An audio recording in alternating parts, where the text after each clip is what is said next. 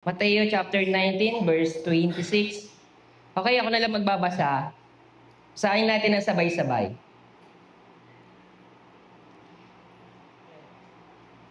Tinignan sila ni Jesus at sinabi, hindi ito magagawa ng tao, ngunit magagawa ng Diyos ang lahat ng bagay.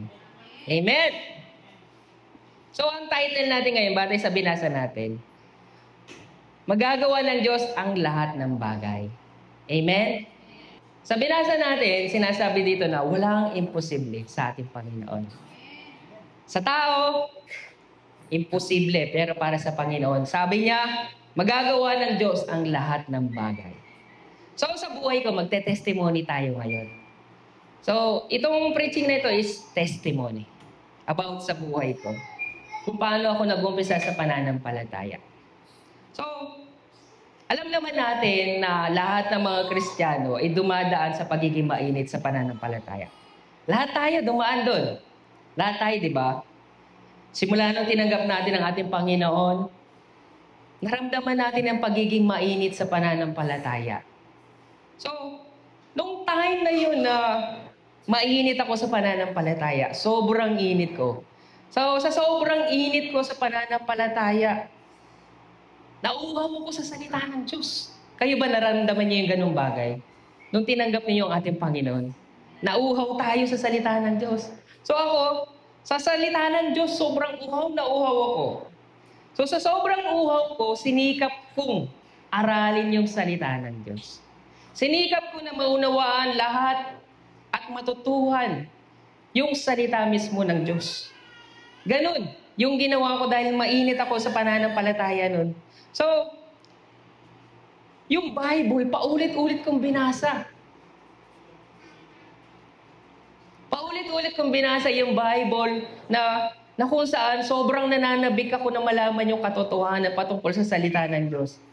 Sobrang uhaw ako sa salita ng Diyos kasi yung pagiging mainit ko, gusto kong malaman yung patungkol sa ating Panginoon. Gusto kong makilala si Jesus Christ. Lahat ng yan, ginawa ko dahil sa sobrang init sa pananampalataya noong umpisa. So, in short, ginawa ko, pinuno ko yung pagiging mainit ko sa pananampalataya. So, lahat ng yun, ginawa ko sa sarili kong sikap. So, nagpursigi ako na malaman yung salita ng Diyos, binasa ko yung Biblia. Actually, yung time na yon, yung aklat ng Mateo, isang araw, kaya kong basahin. Tatapusin ko yun. Sa loob ng isang araw, habang nagtatrabaho ako, nagbabasa pa rin ako ng Bible. Pag-uwi, pagpasok, lahat na niya ginagawa ko para lang yung matugunan ko yung uhaw ko sa salita ng Diyos. Ganun ang ginawa ko sa buhay ko nung ako'y nauuhaw sa pananampalataya. So, lahat ng ginawa ko pa, lahat ng mga religion, pinakinggan ko. Dahil sa sobrang kainitan ko sa pananampalataya, ginawa ko, lahat ng yan, nag-search ako sa YouTube. So lahat ng yan, nung bago pa ako, lahat para sa akin bago. Pinakinggan ko yung mga, hindi ko nasasabihin mga religion, pero lahat halos ng religion pinakinggan ko. Para sa akin, Lord, gusto kitang makilala. Gusto kitang maranasan sa buhay ko. Gusto kong malaman lahat ng mga salita mo. So after kong panoorin lahat ng yun, lahat na naririnig ko sa preaching, para sa akin is tama.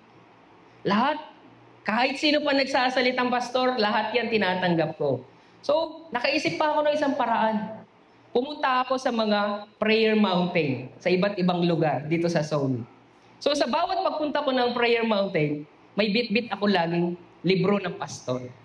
So, bumibili ako ng mga libro ng mga pastor na kung saan, pagpunta ko sa prayer mountain, kinakailangan meron akong bit-bit na mga libro na kung saan may mababasa talaga ako. Kasi inspired ako sa mga pastor na kung saan nakakapangaral sila ng salita ng Diyos. So yung nagawa nilang pagsusulat ng mga libro, na-inspired ako na basahin din yun. Baka makatulong din yun sa akin sa pananampalataya. So bumili ako ng maraming mga libro. Pumunta ako sa mga prayer mountain, kung saan ako nakarating para lamang makahanap ako ng mga libro. So lahat ng yung ginawa ko. So sa hangad ko na maunawaan ang salita ng Diyos, ang dami kong mga ginawa na kung saan lahat ng mga naririnig ko, lahat ng mga nababasa ko, is pinaniniwalaan ko na. So, lahat ng yan ay pinapasok ko sa puso ko dahil pakiramdam ko, nauuhaw ako sa salita ng Diyos. Ganon yung pangunawa ko nung bago pa ako sa pananampalataya. Kasi, kung hindi nyo lang alam, nung bago ako sa pananampalataya, naghangad ako ng maging isang pastor talaga. Yun ang pangarap ko talaga. Simula nung nakilala ko ang Panginoon, may pangarap ako sa buhay ko. Marami akong pangarap sa buhay ko, pero nabago lahat ng yun simula nung makilala ko ang Panginoon. Ang pangarap ko na noon, isang maging pastor na. So, sinikap ko na aralin lahat ng dapat kong matutunan sa salita ng Diyos. Kaya nga, lahat, pati mga libro ng mga pastor na kahit sino pa yan, inano ko na, binili ko na para lamang matutunan ko yung salita ng Diyos. So, nakalimutan ko.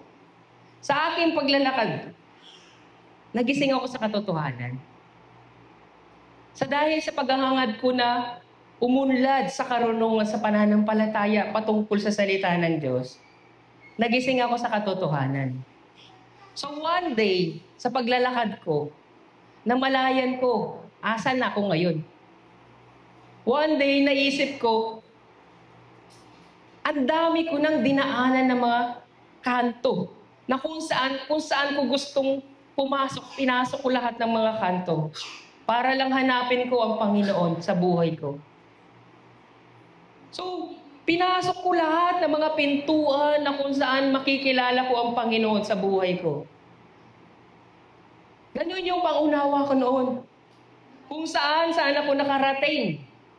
Kung saan hinanap ko si Lord sa buhay ko. Lord, dito sa mga librong ito, mahanap kita. Dito sa mga pastor na ito, mahanap kita. Pero one day na-realize ko, mag-isa na pala ako. Alam niyo kung bakit? Kasi lumalakad ako na mag-isa. Wala na pala si Lord sa tabi ko. Although naghahangad ako ng salita ng Diyos. Hindi ko na malayan sa sobrang paghahangad ko na makilala ang Panginoon. Wala pala sa tabi ko si Lord. Anong ibig ko sabihin? Dahil sa sobrang uhaw ko sa salita ng Diyos, pinuno ko yun sa sarili ko. Pinag-aralan ko ang salita ng Diyos, pinakinggan ko lahat ng mga pastor na kahit sino. Binili ko mga libro ng mga pastor, lahat yan. Pinakinggan ko, binasa ko. Isa sa mga bagay na ginawa ko, nag-search ng salita ng Diyos. So lahat ng yan, para sa akin ay tama. So hindi ko namamalaya na mag-isa na pala akong lumalakad. Noong una, ramdam ko ang Panginoon sa buhay ko. Ramdam ko yung presence ng Panginoon dahil mainit pa ako. Pero sa kabila ng pagiging mainit ko, hindi ko namamalayan, iniwan na pala ako ni Lord. Kasi nakalimutan ko may Diyos pala. Nakalimutan ko yung sa sobrang excitement ko, hindi ko namalayan na wala na pala ang Panginoon sa tabi ko. Dahil sa sobrang paghahangad ko. So, hindi ko namalayan na nag-iisa na pala ako sa paghahangad ko na makilala ang Panginoon. Alam ko na walang masama na magpursigi na matutunan ng salita ng Diyos. Alam ko na walang masama na makinig ng salita ng Diyos. Alam ko na walang masama maging mainit sa pananampalataya. Dahil lahat tayo'y dumaan sa pagiging mainit sa pananampalataya. Tinanong ko ang Panginoon, Lord, ano bang mali? Ano bang mali? Gusto ko lang naman na makilala ka. Gusto ko lang naman na, Lord, mapuno yung pagkauhaw ko, Lord. Gusto kong malaman lahat ng salita ng Diyos dahil nauuhaw ako sa katotohanan. Lord, ano bang mali? Anak, walang mali. Pero ang mali, yung lumakad ka na mag-isa. Yun ang mali. Akala ko lahat ng ginagawa ko dahil sa salita ng Diyos, okay, para sa akin, salita ng Diyos yan eh. Walang mali. Lahat ay tama, salita ng Diyos. Walang mali sa salita ng Diyos, di ba? So para sa harapan ng Panginoon, tinanong ko siya, anong mali, Lord? Anong mali doon? Palagay ko naman para sa akin, Lord, walang mali. Pero ano sabi ni Lord? May mali. Nag-iisa ka. Nag-iisa kang ginagawa yung pagpuno sa pagkauhaw mo sa salita ng Diyos. Yun ang pagkakamali ko. So, sinikap ko na punuin yung uhaw na yun sa sarili kong sikap. Nakinig ako sa iba't ibang mga katuruan, nagbasa ako ng iba't ibang mga libro, bumili ako ng marami mga libro. Pero alam niyo, lahat ng mga libro na binili ko, nasa Pilipinas ngayon. Pinadala ko sa Pilipinas lahat ng mga libro. Una sa lahat, pinag-aralan ko yung mga doktrina ng mga religion sa sarili kong sikap.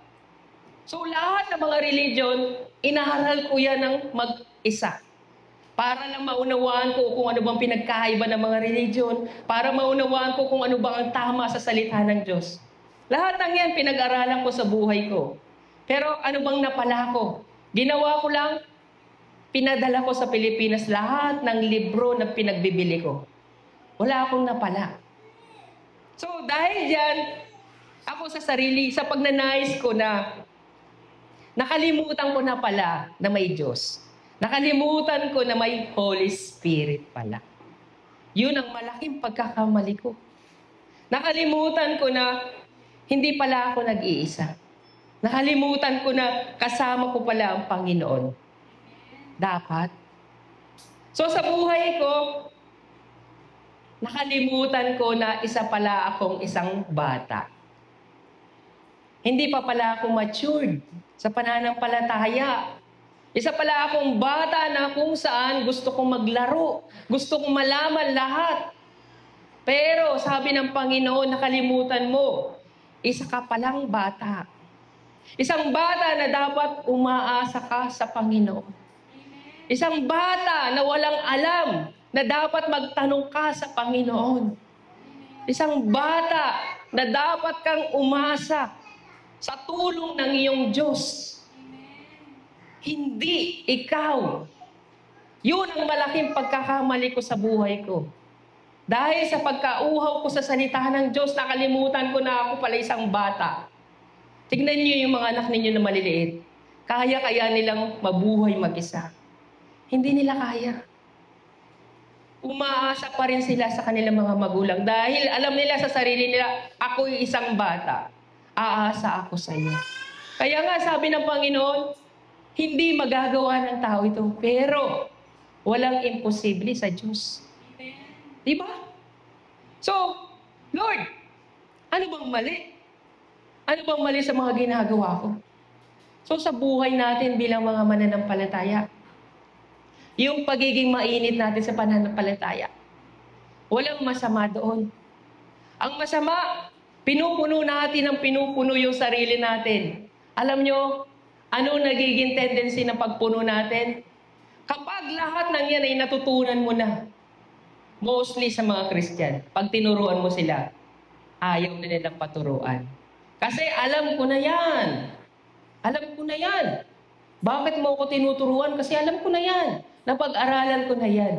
Kung baga sasabihin sa'yo, papunta ka pa lang, pabalik na ako. Pero kay Lord, nakikita niya, kulang. Kulang pa ang karunungan na meron tayo.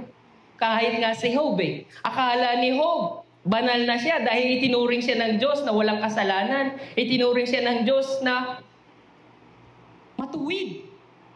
Pero sa kabila ng lahat ng pagiging matuwid niya, anong sagot sa kanya ng Diyos? Wala kang alam. Hindi mo alam ang lahat. Pero akala ni Job, alam na niya ang lahat ng bagay. Pero sa atin, pag inaral mo ang Biblia, minadali mo ang proseso ng lahat ng iyan. Pinakinggan mo lahat ng mga tao na nagpapahayag ng salita ng Diyos. Pinilit mong punuin lahat ng iyan. One day, makikita mo na lang ang sarili mo. Nasa taas ka na. Hindi mo na mapigil ang sarili mo sa pagiging mapagmataas. Kasi nga, ang dami mo nang alam sa salita ng Diyos. Pero ba't di mo hintayin yung proseso ng Panginoon? Ba't hindi ka magbasa ng Bible everyday? Ba't hindi ka mag-pray everyday? Yun ang process ng Panginoon. Sabi nga ni Jesus Christ, di ba? Ama naming Diyos, sambahin nawa ang iyong pangalan dito sa lupa. Bigyan mo kami ng kakanin sa araw-araw. Every day, umiling kayo sa Panginoon ng pagkain para sa inyong kaluluwa. Every day, magbasa kayo ng Biblia. Hindi yung sasaliksagin nyo ang Biblia na para matapos nyo lang. Hindi natin kaya yun. Hindi kayang gawin ng tao na malampasan yung karunungan ng Diyos. Lahat tayo. So dito, sa buhay ko, kala ko tama na. Kala ko tama na yung karunungan na meron ako. Kala ko, alam ko na ang lahat ng salita ng Diyos. Pero nagkamali ako. Inaral ko ang salita ng Diyos sa sarili kong karunungan. Sa sarili kong pagnanais, pero hindi ang kalooban ng Panginoon. Yun ang sinasabi ko sa inyo. So sa buhay ko, nakita ko na lang ang sarili ko na nag-iisa na ako. So anong ginawa ko? Nung tinanong ko ang Panginoon, Lord, ano bang dapat kong gawin? Sa sobrang pagmamataas ko, binabaha ko ng Panginoon. Pinarealize sa akin na mali ako sa lahat ng mga pinaggagawa ko. So ginawa ko, lumuhod ako sa Panginoon. Nagdasal ako, binuksan ko yung bintana. Lumuhod ako sa harapan ng Panginoon, Lord, pakinggan mo ako. Nagkamali ako. Nagkamali ako, Lord. Pinangunahan kita sa maraming bagay. Dahil sa pagkauhaw ko sa salita ng Diyos, pinuno ko yung sarili ko. Hindi ko pinakinggan yung mga salita mo. Nakalimutan ko may Holy Spirit pala. Simula ngayon, Lord, sa'yo na ako makikinig. Simula ngayon, Lord, ang Holy Spirit na ang papakinggan ko. Lord, simula ngayon, ikaw ang magiging guru ko. Ikaw ang magiging pastor ko. Ikaw, Holy Spirit, ang gagabay sa akin sa buhay pananampalataya. Ikaw, sa pamagitan ng aking pastor, mangungusap ka sa Kanya. At ako naman ay makikinig sa iyo po, Panginoon. Lord, patawarin mo ako sa pagiging mataas ko. Akala ko, Lord, tama na makilala lang kita. Akala ko, Lord, na tama yung ginagawa ko dahil nauuhaw ako sa salita mo. Pero nakalimutan ko, Lord, na bata pa pala ako. So mga kapatid, nung time na magdasal ako sa Panginoon, na hiningi ko yung gabay ng Holy Spirit na hindi ako maligaw, nag-umpisang mangusap sa akin ng Holy Spirit. Simula noon, narinig ko mula sa akin tenga yung pangungusap sa akin ng Holy Spirit. Narinig ko na ngayon yung Holy Spirit na dati hindi ko naririnig sa tenga ko, na dati pinapakinggan ko lang sa maraming mga pastor. Yung mensahe lang ng Diyos na dati sinesearch ko lang, na dati binabasa ko lang yung mga libro ng maraming mga pastor. Pero ngayon yung Holy Spirit ay naririnig ko na sa tenga ko. Kung dati, binasa ko yung Bible ng paulit-ulit, pero wala akong naunawaan dahil mag-isa lang ako. Pero ngayon, nung binuklat ko na ang Biblia, parang pintuan, parang isang kayamanan na binuksan mo na yung punong-puno ng kayamanan. Ang dami palang mensahe ng Panginoon pag binuklat ko ang Bible. Naging bulag ako sa sarili kong pagnanasa. Pagnanasa na mapuno ko yung sarili ko sa sobrang uhaw sa salita ng Diyos. Anak, ba't di ka maghintay? Hayaan mo ako ang maghubog sa iyo. Huwag mong hubugin ang sarili mo. Dahil darating ang araw, magiging mapagmataas ka kapag hinubog mo yung sarili mo. So sa buhay ko, nangusap ang Panginoon sa akin. So simula na mangusap ang Holy Spirit, lahat ng sinasabi niya, sinusulat ko sa papel. Wala akong pinapalampas na sinasabi ng Holy Spirit. Lahat yan ay nakasulat sa papel. So after kong isulat sa papel, ipinapahayag ko na sa mga tao. Kung ano lang ang mensahe na binigay sa akin ng Holy Spirit, yun lang ang sinasabi ko sa mga tao. Hindi na ako nagsasabi ng sobra. Hindi na ako nagsasabi pa ng ayon sa karunungan na meron ako.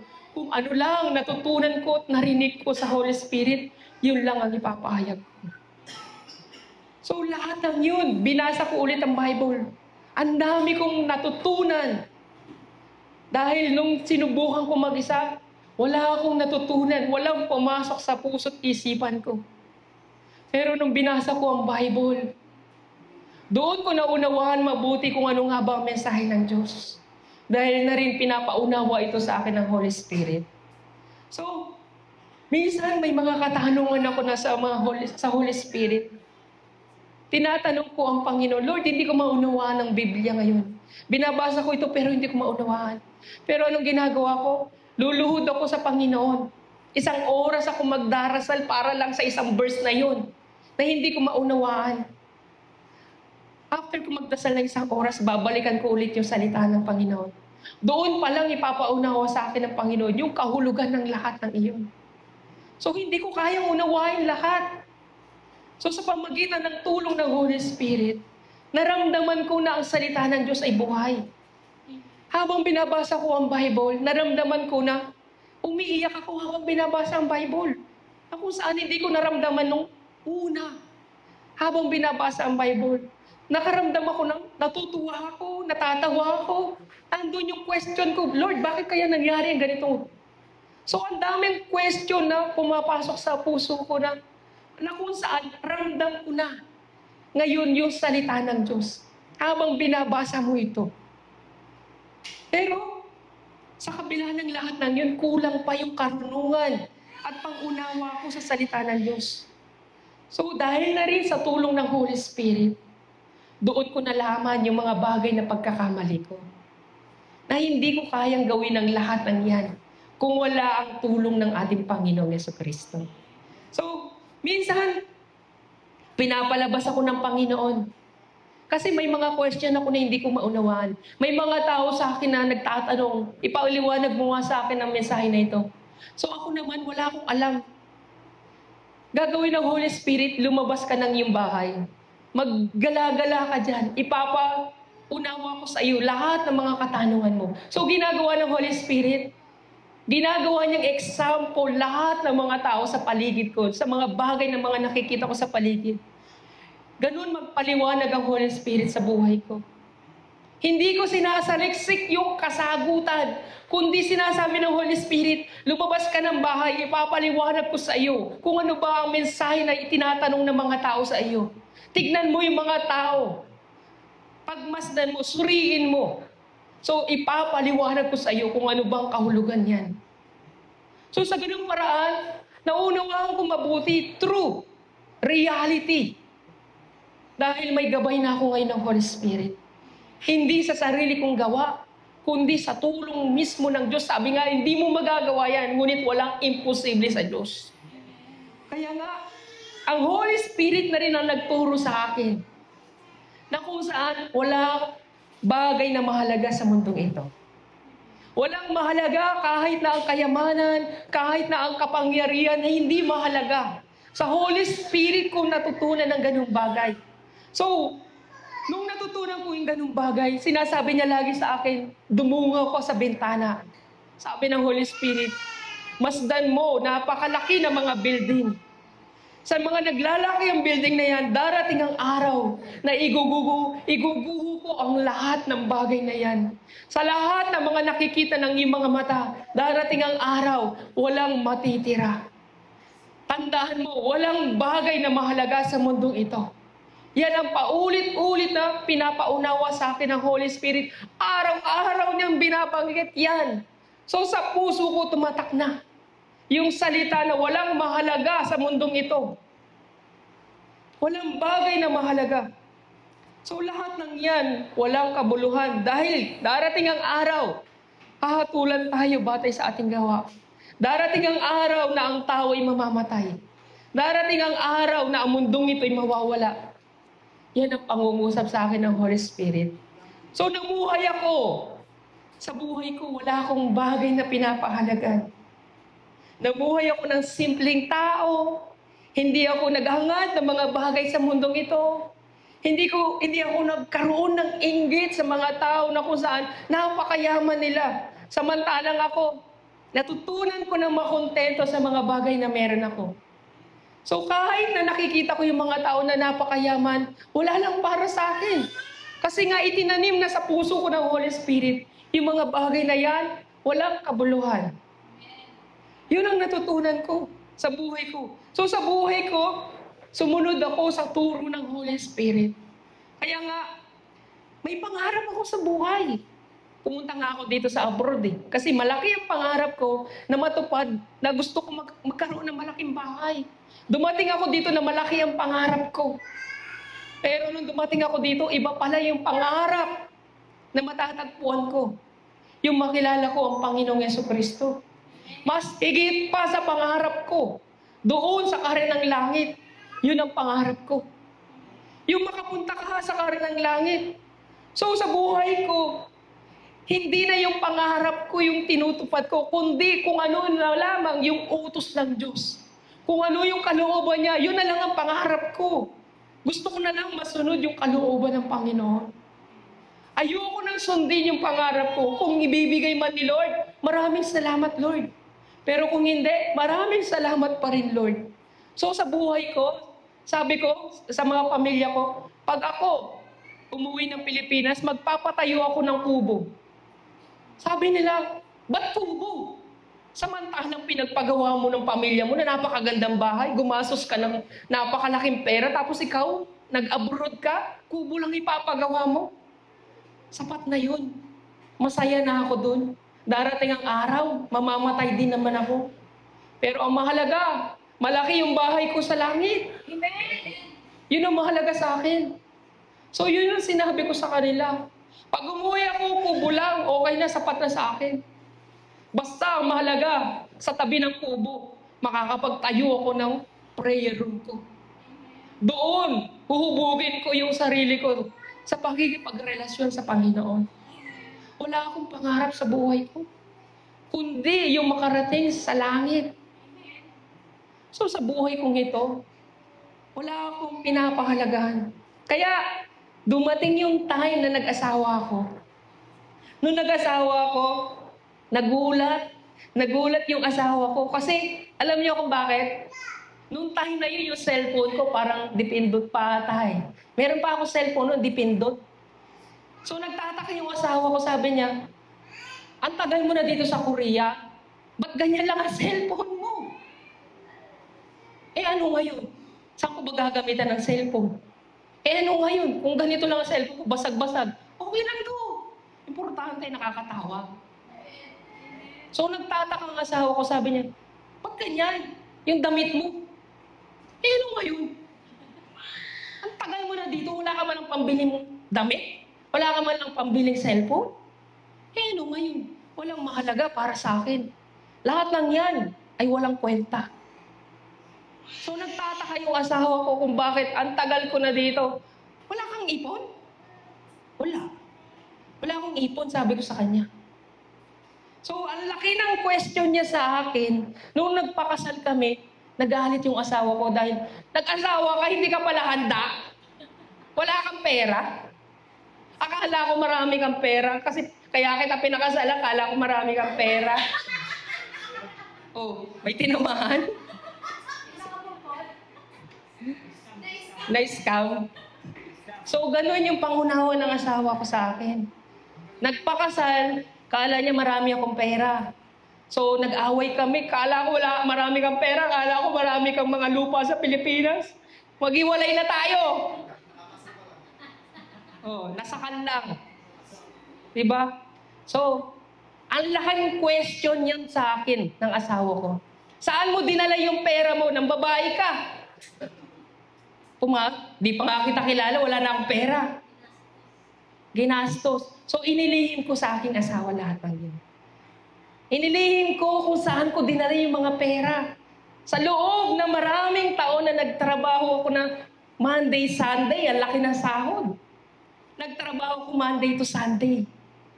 Kumita ako ng maraming pera, pero ang laking question ng asawa ko, saan mo dinala lahat ng pera mo?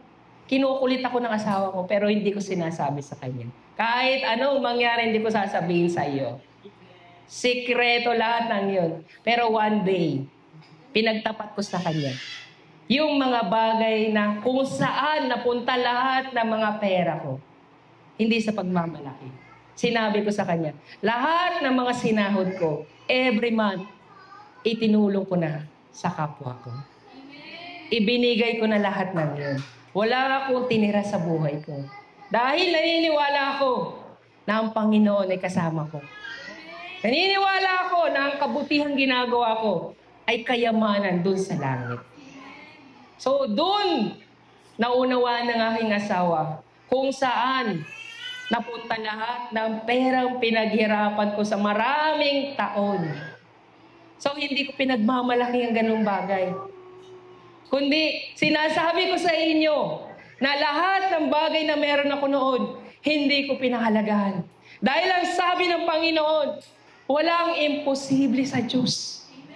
Hindi ako kinulang sa bawat araw. Hindi ako pinabayaan ng Panginoon sa aking buhay. Sabi nga niya, di ba, hindi ito magagawa ng tao, pero magagawa ito ng Diyos. So sa buhay ko, yung pangarap ko, binitawan ko, naniniwala ako na mas malaki ang pangarap na ibibigay sa akin ng Panginoon. Ito yung pangarap na binigay sa akin ng Panginoon, yung mangaral ka ng salita ng Diyos. So sa buhay ko, ganoon. Yung aking pangunawa patungkol sa sinasabi niya na walang imposible sa Diyos. So sa buhay natin ngayon, nakapokus tayo sa mga pangarap natin. Nakapokus tayo sa maraming bagay na kung saan hindi natin nakikita yung pangako ng Panginoon para sa atin. Nakapokus lang tayo sa sarili nating kalakasan. Yung bang ang Panginoon, nakatingin lang sa atin, nalulungkot ang Panginoon kung paano tayo kumikilos sa buhay natin. Nasa bawat pagkilos natin, hindi tayo nagtitiwala sa Kanya. Na sa bawat paggalaw natin, na hindi tayo nagtitiwala sa Kanya.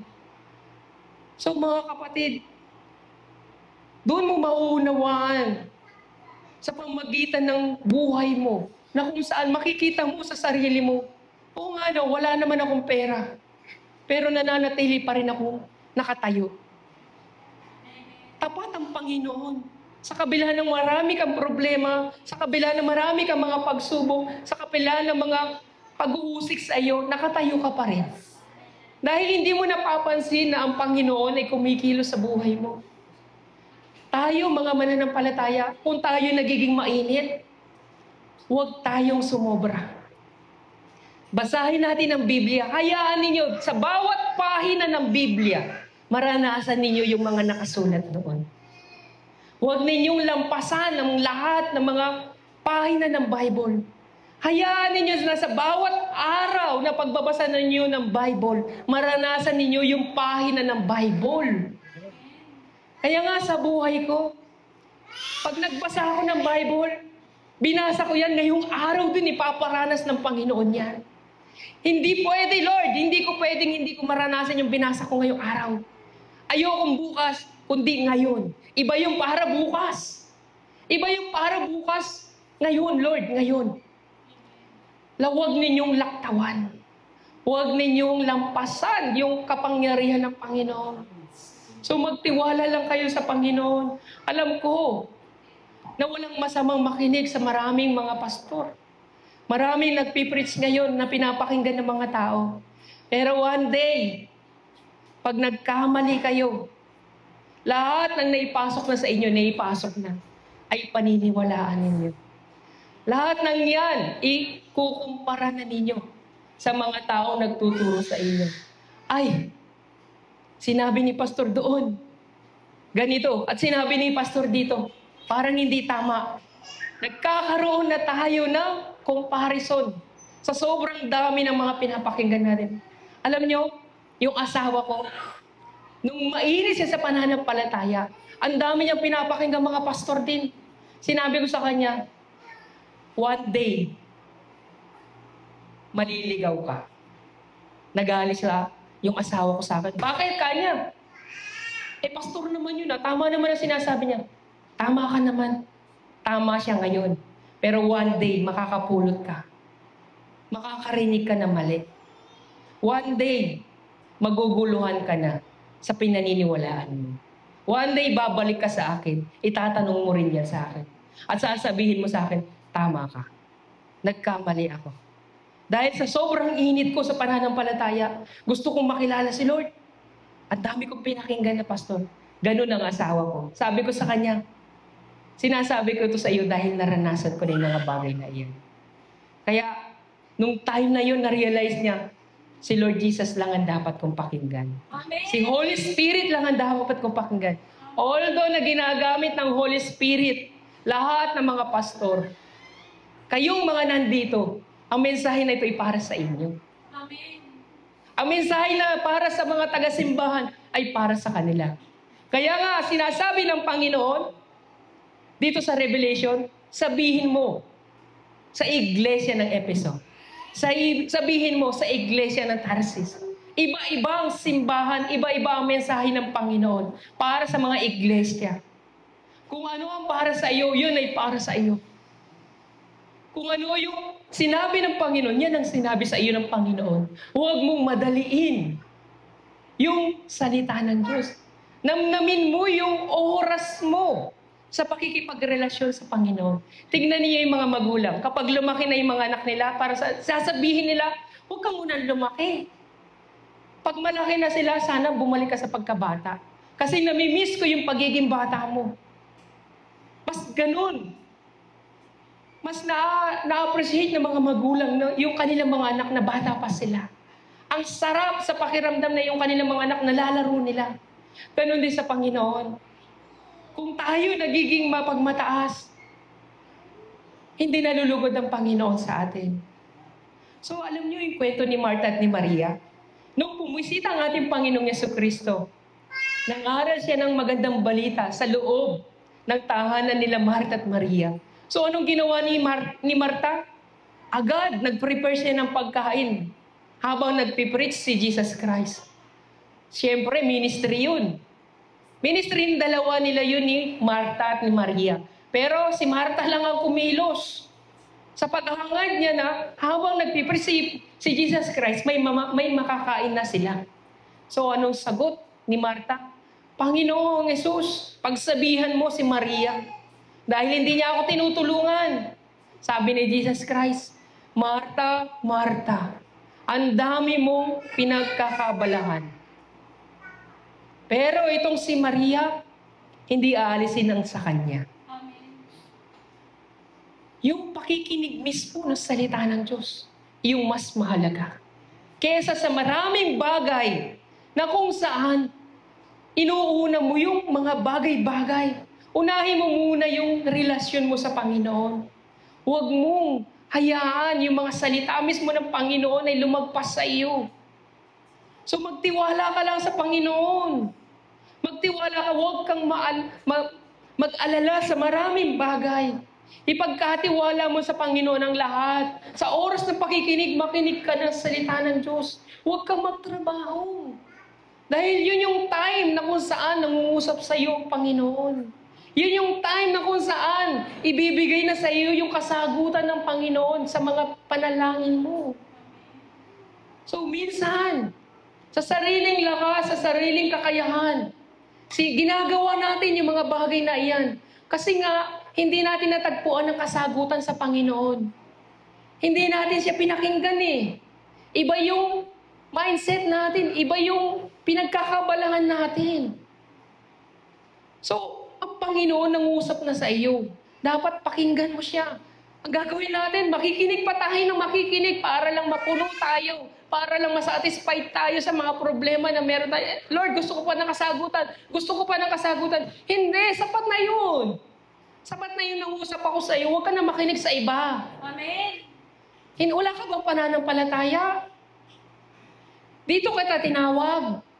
Dito kita huhubugin sa pananampalataya. Amen. Si Abraham, tinawag ng Panginoon.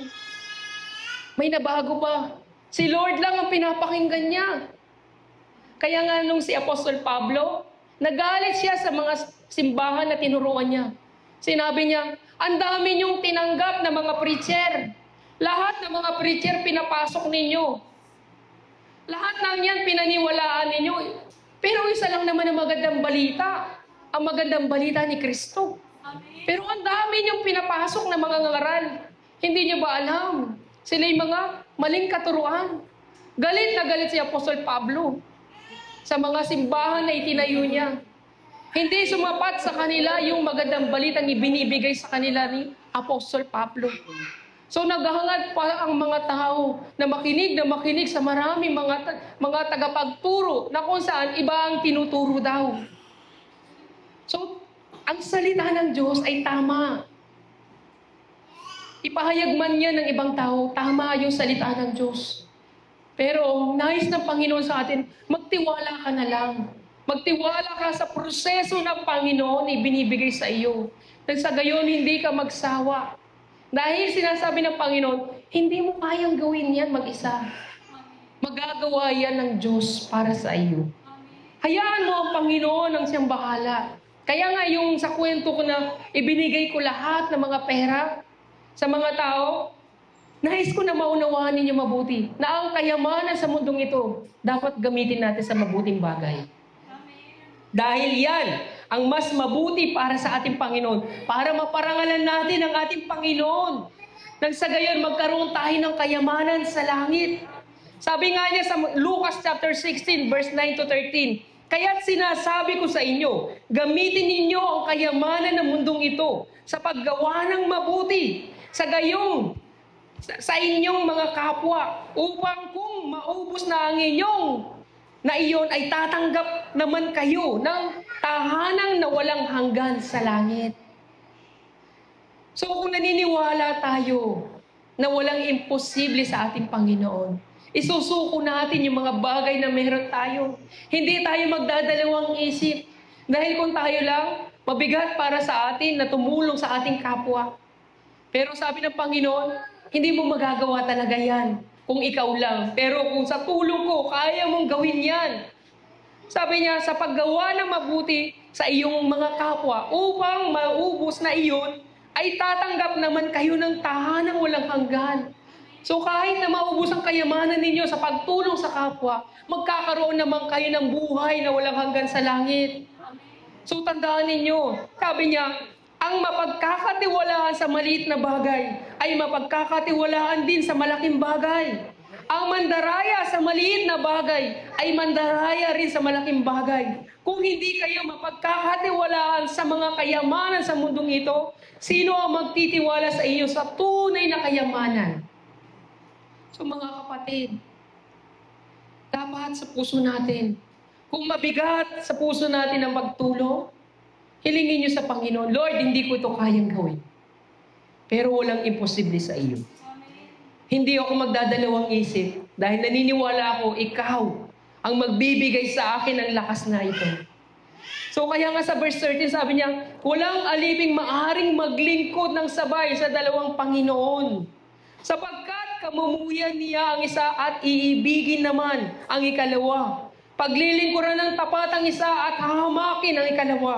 Hindi kayo maaaring maglingkod ng sabay sa Diyos at sa kayamanan. So sa buhay natin, yung pagiging mainit, hindi ninyo maaaring pagsabayin yan. Isang pastor lang, ang Holy Spirit, siya lang ang pakinggan ninyo dahil hindi maaaring magsabay ang lahat ng yan. Magkakagulo-gulo ang isipan ninyo.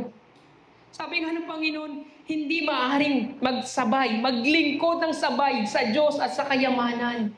So yung kayamanan natin, magtiwala tayo sa Panginoon. Huwag tayong magtiwala sa sarili nating kayamanan.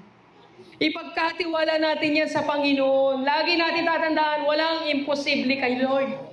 Walang imposible. Itinuro ng Panginoong Yesus ang dalawang daan na maaari nating tahakin.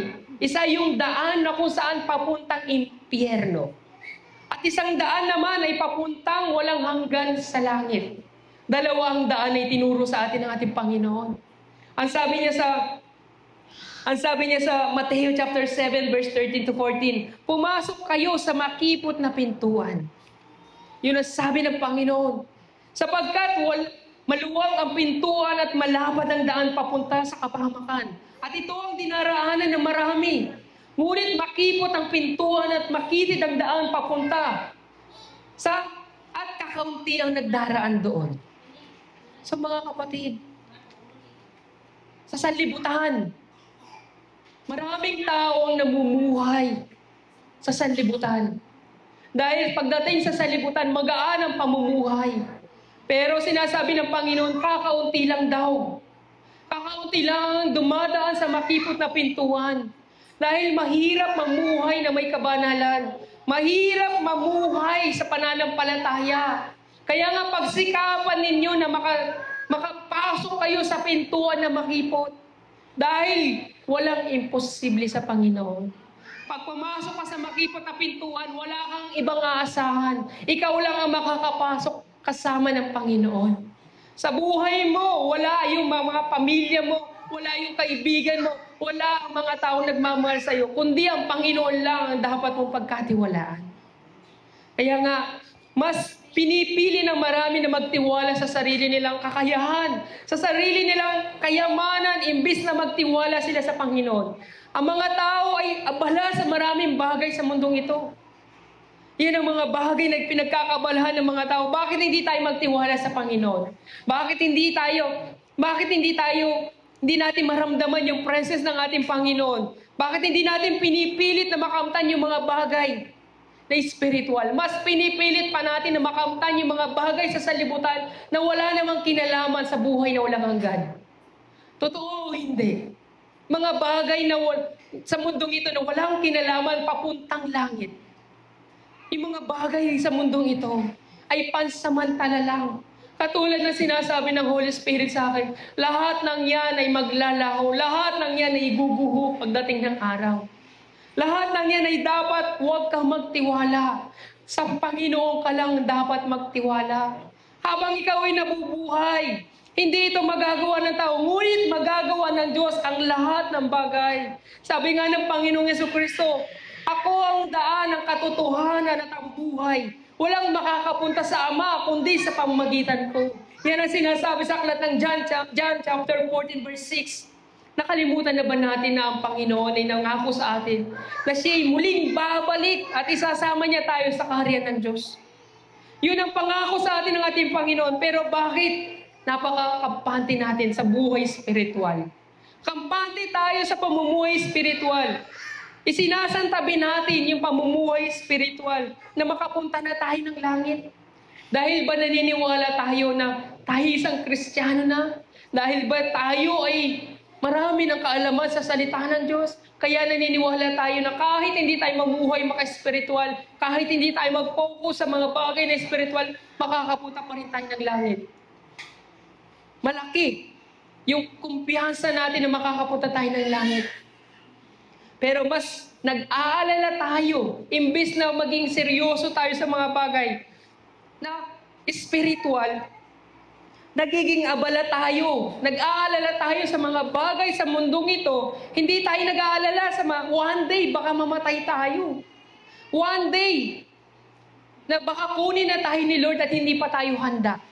One day baka kunin na tayo ni Lord, abalang-abala tayo sa pag-aalala sa mga bagay sa mundong ito. One day baka kunin na tayo ni Lord at hindi pa tayo nakapagsisi sa kasalanan. Kaya nga mga kapatid, sabi sa Matthew chapter 6:34, kaya nga, huwag ninyong ikabalisa ang para sa araw ng bukas. Dahil ang bukas ang bahala sa sarili nito.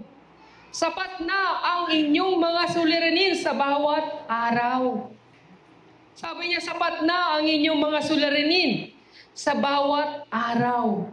Isipin mo muna yung suliranin mo sa araw na ito. Makiusap ka sa Panginoon. Nakakasiguro ba tayo na tayo pupunta ng langit once na tayo namatay? Sabi ng Panginoon, sapat na ang iyong mga suliranin sa bawat araw. Itong araw na ito sapat na para sa iyo. Yung mga problema mo ngayon, alam mo ba kung anong problema na meron tayo? Yun yung mga bagay na hindi pa natin pinagsisisihan ng ating mga kasalanan. Sa araw na ito, dapat pagsisihan mo muna yung kasalanan mo. Mas mabigat pa yung kaharapin mong problema kesa sa mga problema mo ngayon kapag ikaw ay napunta ng impyerno. So, sa buhay natin, ang dami nating iniintindi, ang dami nating pinoproblema, pero bakit hindi natin iniintindi yung mas mahalaga? Yung relasyon mo sa Panginoon. Hindi natin iniintindi yung ganung bagay. Yung mga problema mo, mas maliit yan. Maliit yan sa paningin mo, ang laki ng mga problema mo sa buhay. Pero, maliit lang yan kung titignan. Mas malaki pa kapag ikaw ay nasa impyerno na. Doon sa impyerno, parurusahan ka mula umaga hanggang gabi. Walang hanggan ang parusang ibibigay sa iyo sa impyerno. Kaya nga mga kapatid, yung mga problema natin, ipagkatiwala natin yan sa ating Panginoon. Magtiwala tayo sa ating Panginoong Yesukristo. Ngunit sabi niya sa Mateo chapter 6 verse 33, ngunit higit sa lahat ay pagsikapan ninyo na kayo'y pagharian ng Diyos at mamuhay ng ayon sa kanyang kalooban at ibibigay niya sa inyo ang lahat ng inyong pangangailangan. So mga kapatid, bakit tayo magtitiwala sa sarili nating lakas? Ipagkatiwala natin yan sa ating Panginoong Yesukristo. Ibigay natin yan sa ating Panginoon. Sa huling araw, ang mga tao, hindi na sila mamumuhay pa na makaspiritual. Hindi na sila nakatuon sa Diyos. Sa huling araw, magiging kampante ang lahat. Gagawin nila ang lahat ng nais nilang gawin. Uunahin nila yung pansarili nilang hangarin. Tatalikuran nila yung mga pamumuhay spiritual. Magpapakasaya sila sa huling araw. Yung mga tao, hindi nila alam na malapit ng paghuhukom. Tignan niyo yung panahon ngayon. Namumuhay pa ba tayo makaspiritual? Naalala pa ba natin yung araw na dapat magbasa tayo ng Bible? Na dapat mag-pray tayo? Unti-unti yung mga tao nawawala na sila ng time sa pagbabasa ng Bible, sa pagpe-pray. Unti-unti yung mga tao ngayon, napapalayo na sila sa relasyon sa Panginoon. Dahil nasa huling araw na tayo. Malapit nang dumating ang Panginoon. Sabi nga niya sa Lucas chapter 17, verse 24 to 27. Sapagkat pagsapit ng takdang araw ng anak ng tao ay darating na parang kidlat na nagliliwanag sa buong kalangitan. Sa isang iglap, sapagkat ang pagparito ng anak ng tao ay may tutulad sa nangyari sa kapanahunan ni Noe. Ang mga tao no'y nagsisikain, nagsisiinuman at nagsisipag-asawa hanggang sa araw na sumakay si Noe sa barko. Dumating ang baha at namatay silang lahat. So yung mga tao ngayon abala sa maraming bagay dahil kampante na sila. Hindi nila alam na namumuhay na sila sa pansarili nila. Pero ano sabi ng Panginoon? Hindi mo magagawa yan. Walang imposible sa Diyos. Pero bakit nila ginagawa yon? Dahil hindi ang langit ang priority nila. Pero kung priority mo ang Panginoon, mamumuhay tayo na makaspiritual. Maghihintay tayo sa muling pagparito ng ating Panginoon. Magtitiwala tayo sa lahat ng oras. Magtitiwala tayo sa anumang pagsubok na meron tayo. Kaya nga sabi ng ating Panginoon, habang nabubuhay tayo, binibigyan tayo ng Panginoon ng pagkakataon na piliin ang tamang daan. Yung daan na ito ay dapat tahakin natin. Tahakin natin yung buhay papuntang langit. Pero hindi sa sarili lang natin, kundi sa pananampalataya natin sa ating Panginoon. Kaya nga sabi ng Panginoon sa Pahayag chapter 22 verse 11, magpatuloy sa pagpapakasama masasama. Magpatuloy sa pagpapakarumi ang marurumi. Ngunit ang mabubuti magpatuloy sa pagpapakabuti. At ang banal sa pagpapakabanal. So, ang Panginoon wala na bang pakialam sa atin? Sabi ni Lord, gawin mo ang lahat ng gusto mo. Magpakasama ka kung gusto mo magpakasama. Sa mga taong gusto magpakabanal, magpakabanal naman kayo. Yung mga taong nagpaparumi, magpakarumi din kayo. Gawin niyo ang gusto ninyo. Yun ang sinasabi ng Panginoon dito. Pero anong sabi ng Panginoon para sa mga tao? Sa Pahayag 22 verse 7, makinig kayo. Darating ako, mapalad ang tumutupad sa mga propesiya na nilalaman ng nasa aklat na ito. So mga kapatid, anong pipiliin natin? Magpapakarumi ba tayo o magpapakabanal? Darating ang Panginoon na tayo hatulan batay sa ating mga gawa. Kaya nga sabi ng Panginoon sa verse 14, mapalad ang naglilinis ng kanilang kasuotan sapagkat bibigyan sila ng karapatang pumasok sa lungsod. at kumain ng bunga ng punong kahoy na nagbibigay buhay. Yun ang sabi ng Panginoon sa Pahayag 22 verse 14. So mga kapatid, nagnanais ba kayong makapunta ng langit? Amen. Kung nagnanais kayo na makapunta ng langit, lahat ng bagay na meron kayo, huwag kayong magtiwala. Magtiwala kayo sa Panginoong Yesukristo. Kahit yan ay problema, magtiwala pa rin kayo sa Panginoon. Kahit yan ay pagpapala, magtiwala pa rin kayo sa ating Panginoong Yesukristo. Dahil hindi natin kayang i-handle yan. Ngunit walang imposible sa ating Panginoon. Kaya nga, anuman ang sitwasyon na meron ka ngayon, ipagkatiwala mo sa Panginoon. Problema man yan na dinaranas mo, ipagkatiwala mo sa Panginoon. Karamdaman man yan, ipagkatiwala mo sa Panginoon. Kapag ikaw ay masaya, ipagkatiwala mo sa Panginoon. May kahilingan ka man, ipagkatiwala mo sa Panginoon. Lahat ng yan ay ibibigay mo sa Panginoon. Sabi nga ng Panginoong Yesukristo, nung namatay si Lazaro, anong sabi niya kay Martha at Maria? Anong sabi niya? Kung magtitiwala ka lang, makikita mo ang kaluwalhatian ng Diyos. Kung mananampalataya lang tayo, sa kabila ng mga pagsubok na meron tayo, sa kabila ng mga problema na meron tayo, once na nanampalataya ka, sabi ng Panginoong Yesukristo, makikita mo ang kaluwalhatian ng Diyos. Magkakaroon ng liwanag sa buhay mo. So huwag mong isipin na sa sarili mong lakas ay magagawa mo ang mga bagay na yan. Magtiwala ka. Hintayin mo yung process ng Panginoon sa buhay mo. Huwag mong madaliin ang lahat. Isipin mong mabuti, ikaw ay isang bata pa. Matuto ka sa turo ng Panginoon. Matuto tayong maghintay. Matuto tayong makinig sa Panginoon. Huwag tayong makinig sa maraming tao na kung saan iba-iba. Makinig ka sa isang nagtuturo sa iyo, yung Holy Spirit mismo. Siya mismo yung pakinggan mo sa buhay mo, na siyang gagabay sa iyo sa huling araw, nang sa gayon hindi ka maligaw sa pananampalataya mo. So mga kapatid, napakahalaga sa buhay natin na tayo'y nagtitiwala sa ating Panginoong Yesukristo. Sa paanong paraan tayo magtitiwala sa Kanya? Magpe-pray tayo. So nagpe-pray ba tayo tuwing may problema tayo? Nagpe-pray ba tayo tuwing tayo may mga problema? Tuwing tayo nakakaramdam ng anxiety? Tuwing tayo nadidepress o nai-stress? Nagpe-pray ba tayo? Tuwing tayo nakakaramdam ng palalamig? O hindi na tayo nagpe-pray? Ang nais ng Panginoon, magdasal tayo para may pakita mo na hindi mo talaga kaya. Ngunit walang imposible sa ating Diyos. So mga kapatid, sa ating buhay pananampalataya dito, ano man ang meron ka, sabi nga ng Panginoon, kung mahirap ka, huwag mong ikabahala yan. Kung mayaman ka, gamitin mo sa kabutihan.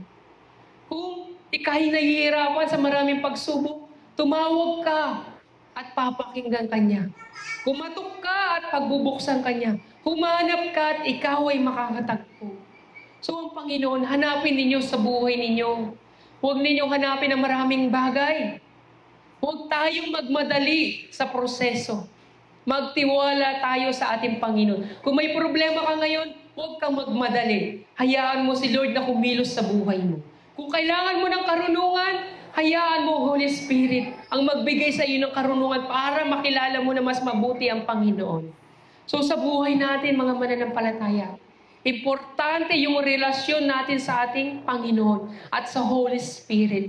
Pero higit sa lahat, huwag niyong aalisin sa buhay ninyo yung pananalangin sa Panginoon. So tayong lahat ay manalangin sa ating Panginoon, mga kapatid.